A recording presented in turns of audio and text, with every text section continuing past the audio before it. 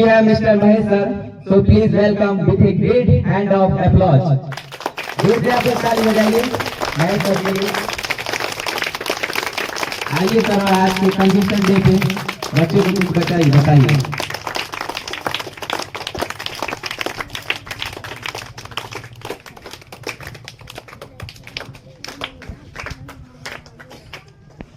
बहुत बहुत धन्यवाद। आप लोग इस संविधान दिवस के अवसर पे एकत्रित हुए हैं। आप लोग जानने का कोशिश किए हैं यह संविधान क्या है। सभी सर और विद्यार्थी बताएं। जैसे किसी धर्म को जानने के लिए उस धर्म की किताब को हम लोग पढ़ते हैं। कुछ लोग हैं कि किताब पढ़ के उसका अनुसरण करते हैं, कुछ लोग बिना पढ़े ही उसके मुताबिक चलना चाहते हैं। तो आज भी यह संविधान जो है एक कानून की किताब है। इस संविधान को लिखने में हमारे सभी महापुरुष मिलकर 2 वर्ष 11 महीना 18 दिन लगाए और उसके बाद लिखा गया।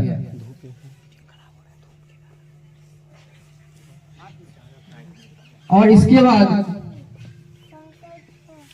इसमें बहुत सारे नियम कानून लिखा गया है, जिसमें सबसे महत्वपूर्ण है जो हमें जानना है, यह है हमारा मौलिक अधिकार।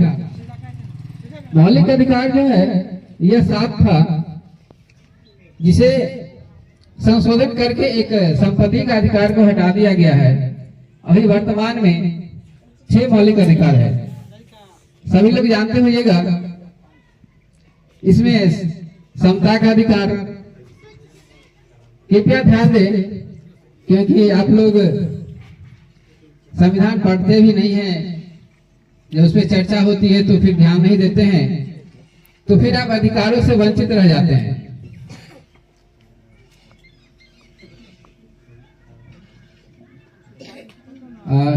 मैं पहला अधिकार के बारे में बता रहा था कि समता का अधिकार, यानी हमारे देश में जितने लोग हैं, वो चाहे अमीर हो गरीब हो,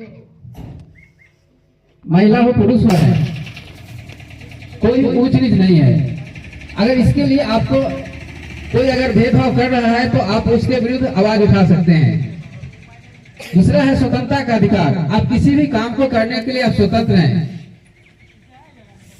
आपको जो भी बिजनेस करना हो, जो भी पढ़ाई करना हो, आप कर सकते हैं। अगला है शोषण के विरुद्ध अधिकार। अगर कोई आपको शोषण कर रहा है, जैसे आप पहले आए, अगर आपको पीछे बैठा देता है तो आप लड़ जाते हैं, वही शोषण है।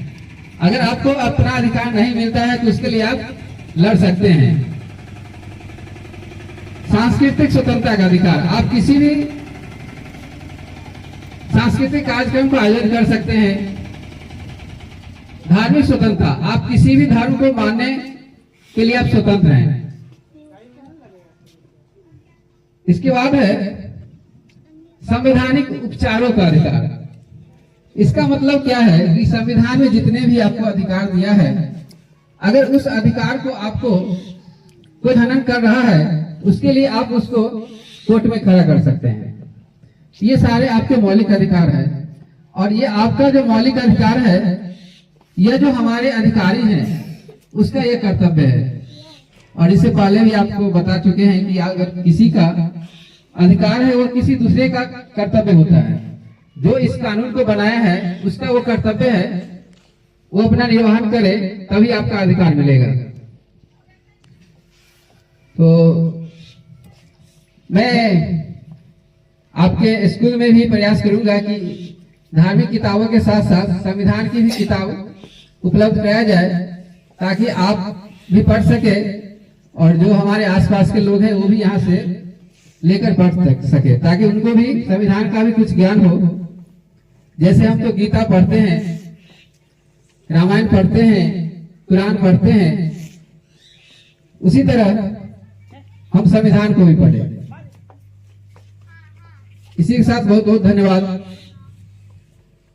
मैं चाहूंगा कि हमारे जो भी अभिभावक हैं इन्हें एक एक जो अम्बेडकर जी का तस्वीर के साथ जो कुछ संविधान के बारे में लिखा है वो दिया जाए।